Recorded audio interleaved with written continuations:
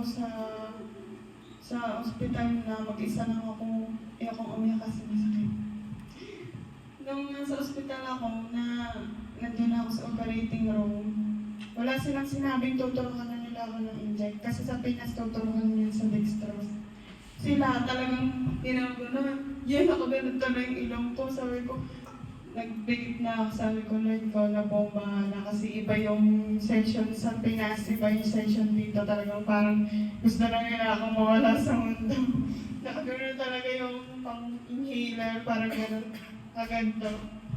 Nawala na ako ng malay, tapos nagmamakaawa ako noon nung nagising na ako na nasa recovery room na ako kasi hindi pa rin nila ako tinutulungan ng pain reliever, 1 hour na. Sabi ko, Lord, ikaw na bahala. Lagi ko pinagdadasal kasi parang gusto na sumuko nung utak ko, ng katawan ko kasi parang bigay na talaga. Sobrang sakit.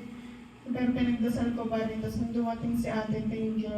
Kasi nasikaso niya ako tsaka sa prayer at tulong niyo. Tapos before pa yon na na-confine ako sa Saudi German, si Ate Beg din tinulungan ako. Kaya thank you sa lahat ng mga tumulong sa prayer, sa nagbigay ng help para sa finances, tsaka kay Lord. Thank you, Lord, kasi never niya akong pinabayaan. Lagi kong pinagdadasal before.